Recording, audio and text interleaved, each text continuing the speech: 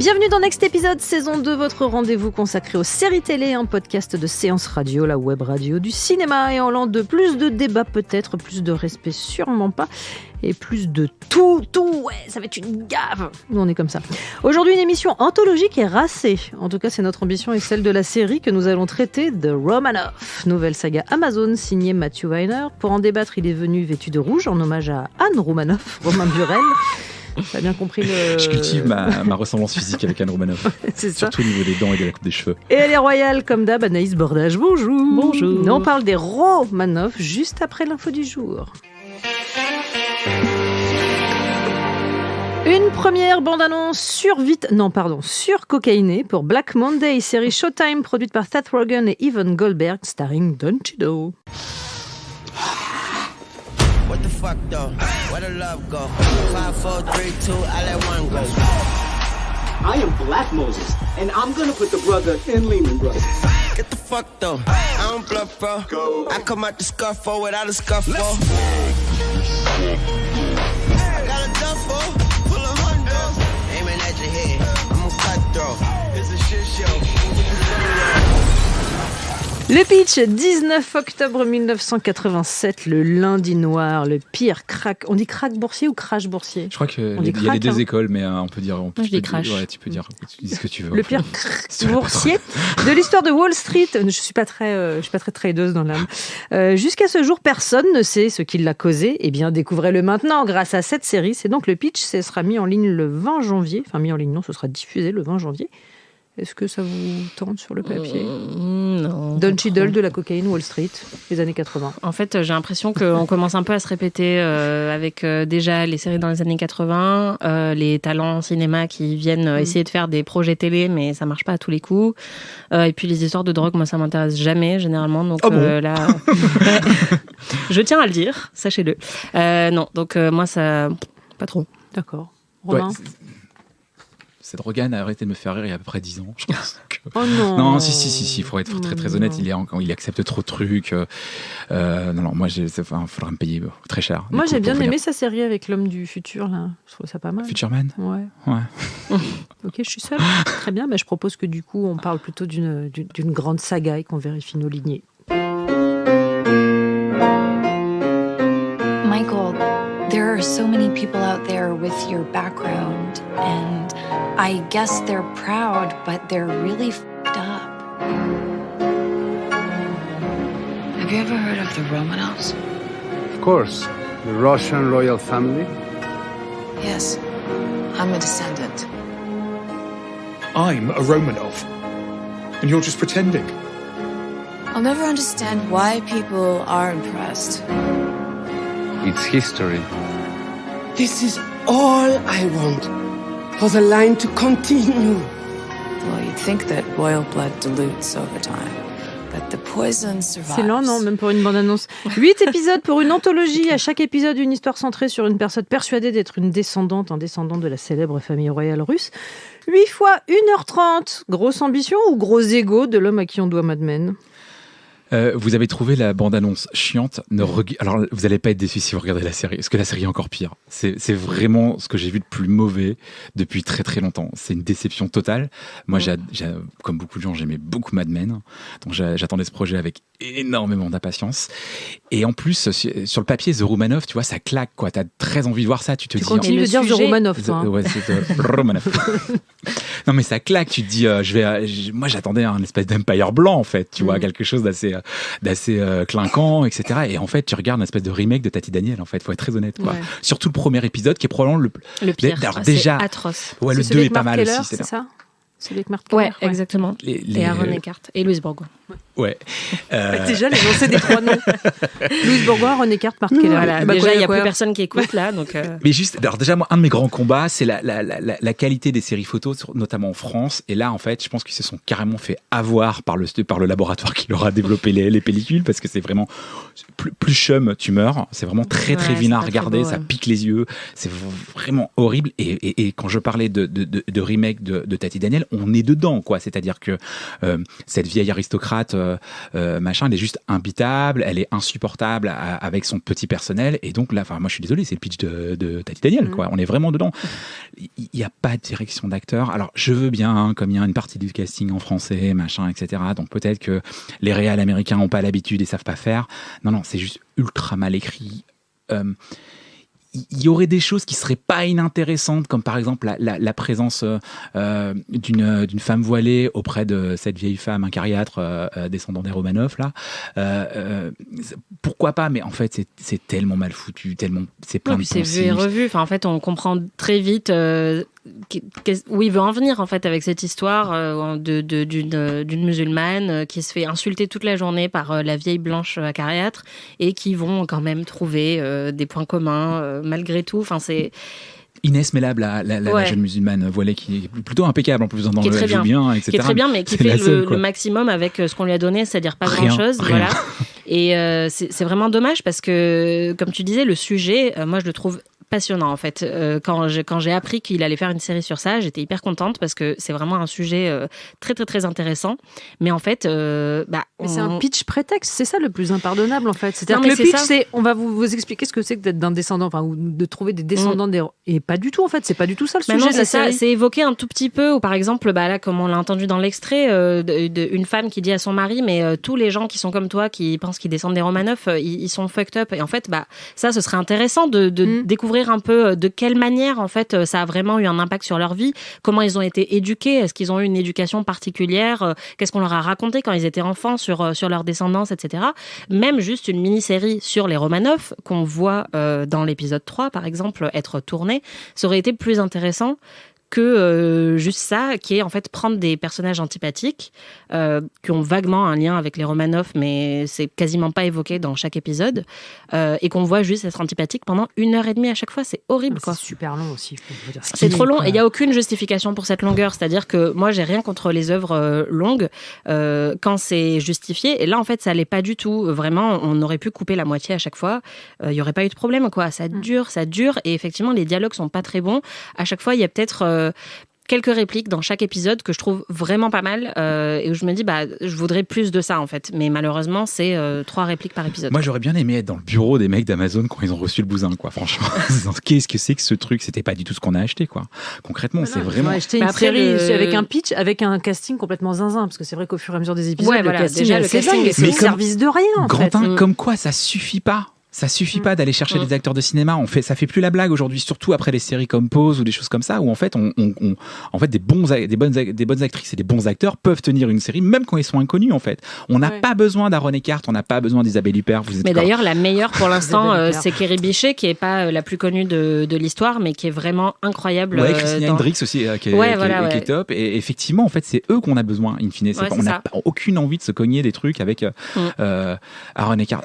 Qui est à peu près incapable de choisir un bon rôle de toute façon depuis Game of Thrones, donc non, et puis en fait le fait de choisir, ils ont tourné dans 7 pays différents je crois, et donc il y a un casting international, et en fait ça aussi ça marche pas très bien parce que en fait faire tourner Louise Bourgoin et Isabelle Huppert en anglais c'est à double tranchant, ça marche pas forcément toujours très bien.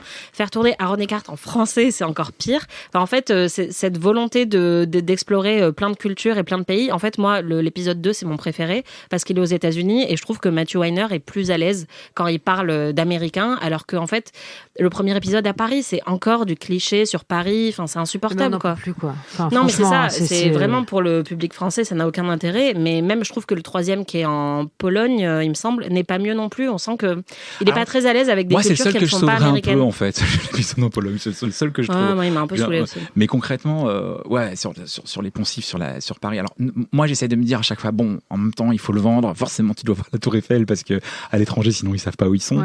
J'essaie de faire abstraction de ça parce qu'effectivement on peut pas faire tout dans le 10e arrondissement non plus, mais mais même l'accordéon dans les rues et tout, enfin je peux pas te laisser dire ça, je viens de me cogner de l'accordéon dans le métro à l'instant. Oui mais généralement il est pas comme ça dans les séries, il est vachement plus romantique et puis il est pas dans le métro, il est sur la rue équipé d'un béret généralement. Ouais voilà, et d'une baguette sous le bras. Mais c'est vraiment important de dire aux showrunners et aux décideurs de comment dirais-je de séries, que ce soit sur des networks ou sur des services en streaming, c'est pas possible de compter encore sur des gens connus du cinéma pour les faire venir dans des séries. Oubliez ça, mais arrêtez il a ça. eu carte blanche, Matthew Weiner, et c'est bien pour ça se ressent en fait. Il a eu carte blanche, donc il a fait ce qu'il voulait. Ouais, je me dis aussi que il travaillait avec une scénariste très très douée sur Mad Men. Il y a des accusations de harcèlement, clairement, et que peut-être la partie la plus douée de Matthew Weiner, sa scénariste, n'est pas présente sur ce projet et que ça explique la mauvaise qualité de ce projet. Beaucoup de scénaristes et beaucoup de réalisateurs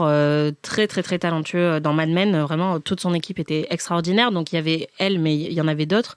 En fait, moi je pense que le problème avec son concept, c'est que ce qui marchait très très bien dans Mad Men, c'était qu'on avait à peu près la même chose. Ça parlait du déclin d'une certaine classe en fait, de privilégiés. Dans Mad Men, c'était les riches des années 50 et la famille nucléaire qui a complètement explosé dans les années 60. Et là, c'est des descendants de la royauté qui s'imaginent en fait qu'ils méritent mieux que ce qu'ils ont parce que ils sont en déclin et ils appartiennent maintenant à la classe moyenne en fait. Et du coup, le thème c'est le même.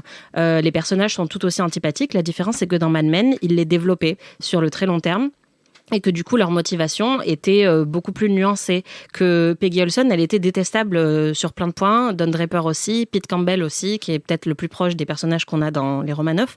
Mais la différence, c'est qu'ils étaient développés sur plusieurs saisons et que du coup, ils étaient humains. Et là, en fait, en 1h30, on n'a pas le temps de développer tout ça. Putain, et on a juste des gens. Pas le temps, c'est dur à entendre, quoi. En tout cas, c'est juste que là. Notamment l'épisode 1, mais il y a un twist à la fin mais qui sort de nulle part, qui est vraiment archi nul. Et en fait, c'est typiquement le genre de choses qui aurait pu se produire au bout de 3 saisons dans Mad Men, par exemple. En fait, c'est très similaire, c'est juste que là, c'est la version mauvaise de ce qui était absolument génial dans Mad Men, quoi. Et c'est vraiment dommage. Mais alors, si je dis pas de bêtises, en plus, Weiner avait l'ambition de faire une série plutôt à tonalité légère, pas en tout cas, sur le premier épisode, c'est ce qu'on se dit. C'est-à-dire que vraiment, c'est de la comédie potache, pas très drôle, etc. Sur vieux fond de leçons d'histoire autour d'un croissant mangé le matin. Parce que, mais ça c'est pas drôle, quoi. Moi, ça me fait pas rire de voir de la merde de chien sur un tapis. Enfin, concrètement, c'est ça le niveau, quoi. Non, mais c'est ça qui est terrible, c'est que la série c'est-à-dire que tu peux même pas être fâché en te disant le mec a fait un truc, ça me déplaît. C'est juste rien, en fait.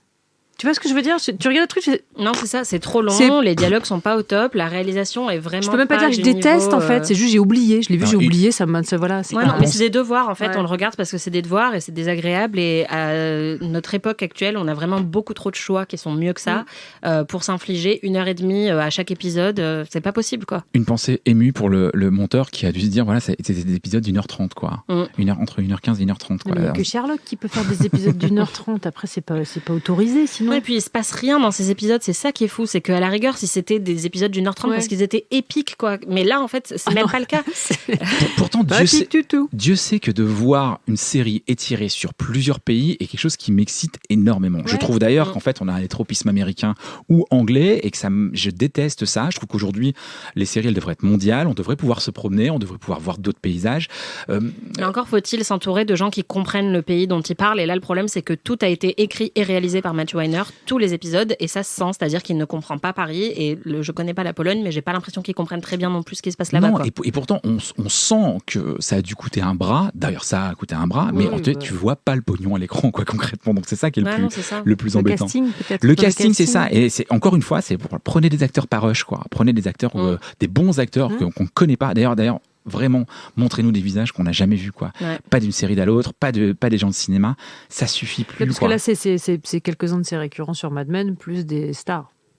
Ouais, Corey Stoll qui jouait dans House of Cards, Aaron mais vraiment, Eckhart, Kerry Bishé qui était dans Halt and Catch Fire, elle est vraiment incroyable comme actrice et moi ça m'a vraiment fait plaisir de la revoir et je trouve que c'est vraiment le meilleur rôle pour l'instant des 3 épisodes que j'ai vus et c'est l'épisode que j'ai le préféré aussi grâce à elle honnêtement parce que Corey Stoll est un peu agaçant aussi, c'est voulu mais vraiment elle arrive quand même à tirer son épingle du jeu mais c'est la seule je trouve. Alors, petit retour rapide, parce qu'on aura bien compris que cette série ne mérite pas qu'on s'y attarde beaucoup plus. Enfin, je sais pas, moi qui ai d'un seul coup un argument pour la sauver. Vous l'avez dit tous les deux, vous étiez de grands fans de Mad Men. Oui. Donc, c'est-à-dire que c'est à hauteur de la déception de ce que vous avez aimé la série. Moi, c'est une de mes séries préférées. Moi, je le dis, je n'ai jamais été très sensible à Mad Men. Et je ne suis toujours pas sensible au Romanoff. Alors, Romanoff. Moi, je pense que Mad Men, sur le papier, ça devrait être absolument pas une série pour moi, parce que je pense qu'il y a rien de plus hétérosexuel que Mad Men à peu près. Vraiment, je trouve que on est dans un univers hyper beauf, etc. Et je me méfie un peu des séries un peu comme ça, uptight, qui veulent revisiter une période comme ça qui était censée être anti-féministe au possible, etc. Je me dis non, moi j'ai pas envie de m'infliger ça. Parfois j'ai un peu l'impression que c'est Mad Men encore dans la tête des gens. Donc j'ai pas forcément envie de regarder ça. Et en fait, cette série, elle était ultra bien foutu, quoi. C'est-à-dire que ça faisait un bien fou d'apprécier d'une part parce que c'est pas du tout une série sur les 5 ans, c'est une série sur les années, sur aujourd'hui en fait, ou en tout cas sur le chemin parcouru et sur le chemin qui reste à faire en fait. Et en cela, la série me plaisait beaucoup, quoi. C'est-à-dire qu'en fait, t'as un peu accès et par le menu, et pas simplement par une leçon de féminisme, par tout ce que les femmes ont subi, notamment à cette époque-là, même quand elles sont invisibilisées. Et vraiment, les rôles les plus intéressants sont les rôles féminins dans Mad Men. C'est pour ça que j'aime beaucoup cette série. On y rentre par Don Draper, mais c'est vraiment l'histoire de Peggy Elson, Mad Men, et c'est pour ça que c'est génial. C'est un des meilleurs personnages féminins de l'histoire, qui est hyper complexe, qui est parfois détestable, qui est très faillible, mais qui est vraiment hyper fascinante, quoi. Et en fait, effectivement, ça a revisité une période historique, mais une période qui a été complètement glamourisée dans nos esprits, les années 60, c'était génial, mai 68, tout ça. Sauf qu'en fait, c'était une série qui montrait que déjà les années 60 n'ont pas vraiment existé. Il y a eu les années 50 et après il y a eu les années 70, et tout ce qu'il y a eu au milieu, en fait, c'était vraiment juste un clash assez atroce. C'était sale, il y avait que des drogués, les hippies, ils étaient sales, ils s'amusaient pas, ils étaient tristes, ils étaient déprimés. Et donc c'était une manière de montrer une période qu'on a vraiment fantasmée d'une manière complètement nouvelle, quoi. Et donc c'est ça qui était génial dans Mad Men. Alors moi je l'ai confessé, j'ai jamais été très sensible à cette série, mais il y avait au moins, à la différence de l'autre, une ambition visuelle. Ah oui, clairement, c'est une des plus belles séries que vous pouvez voir. Et un des plus beaux génériques. Ouais, clairement, d'une part. Et efficace aussi, parce que celui des Romanoff, comme le reste de la série, est à l'image de la bande-annonce. Et pourtant, c'est Tom Petty qu'on entend sur.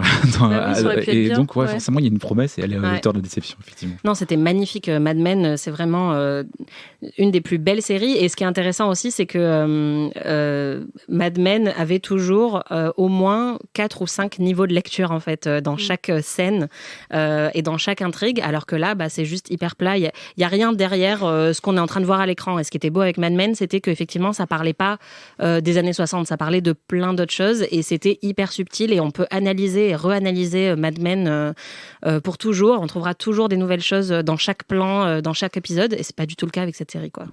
Ah bah non, là, ça, on est sûr que... Est-ce que c'est pas aussi la creative team de HBO qui choisit mieux ses projets, qui leur injecte quelque chose de plus intéressant que simplement là où Matthew Weiner débarque avec un truc produit pour Amazon et ça matche pas, parce il que l'a lancé quand, cette série, vous savez ou pas? Il y a très longtemps. Les Romanoff. Les Romanoff, c'était il y a 4 ans, je crois. Il a commencé avant le scandale ou après le scandale? Avant le scandale. D'ailleurs, je pense que... Ça, c'est aussi quelque chose d'assez intéressant. Est-ce qu'on peut regarder cette série, une série, en connaissant cette affaire, et est-ce qu'on peut faire abstraction de ce qu'est un homme Ça, c'est la question qu'on se pose un peu tout le temps en ce moment, quoi. Mais au-delà de ça, déjà, en plus, il a donné des interviews où ça se voit qu'il n'est pas du tout désolé, quoi, de tout ce qui est sorti sur lui. Mais... au-delà de ça, moi je pense aussi que Mad Men s'était tiré d'un livre à la base, donc il avait un matériel de départ qui l'a peut-être aidé. Il avait une équipe incroyable avec lui, et en fait là, moi je pense vraiment que c'est les mêmes thèmes qui sont revisités dans les Romanoff, donc je comprends pourquoi ça l'intéresse. C'est vraiment les blancs privilégiés qui sont quand même tristes et qui se demandent pourquoi ils ont pas plus que ce qu'ils ont. Mais là, ça marche pas, quoi. Non, mais là en l'occurrence, il a pas de livre pour la base, mais il a quand même une histoire formidable, quoi. Ouais, c'est ça, mais comme son parti pris, c'est de ne pas s'intéresser à cette histoire-là, c'est de montrer autre chose. C'est ça qui tombe à l'eau. Mais du coup, fallait pas appeler cette série comme ça, en fait. C'est ça le problème. Après, si la série ce qui est intéressant, appelée, c'est que même ça aussi, c'est un parti pris, c'est-à-dire qu'il veut montrer, en fait, pour l'instant, le fil conducteur, un peu au-delà du lien avec les Romanoff, c'est de montrer, en fait, comment on aimerait fantasmer sa propre vie, comment on aimerait que notre vie soit un conte de fées, qu'on soit un descendant des Romanoff, alors que la réalité est vraiment pas intéressante et qu'elle est assez déprimante. Sauf que du coup, ce qu'il nous montre, c'est déprimant, quoi. Mais pas d'une manière un peu comme Forever. Il essaye de nous montrer que, justement, la réalité est beaucoup moins beaucoup moins fun que ce qu'on aime fantasmer sur soi-même et sur sa descendance. Sauf que du coup, ce qu'il nous montre, c'est pas fun non plus, quoi. Finalement, Romanoff, c'est un peu la descente du piédestal du showrunner, quoi. C'est-à-dire qu'il est pas tout seul. Un mec tout seul fait rarement une très bonne série. C'est ce qu'on comprend, en tout cas, quand tu passes de Mad Men à The Romanoff. Une recommandation avant que nous nous quittions? Ouais, moi j'en ai une qui va vous paraître capillotractée. A Discovery of Witches, une série de Sky One en Angleterre sur les sorcières. C'est une série qui se trimballe excessivement bien en Europe, qui est tournée en Italie, en Islande, en Pologne, en Angleterre. Et justement, on parlait justement de se balader et que ça, on se fait parfois entuber par les labos qui vous rendent des images dégueulasses, etc.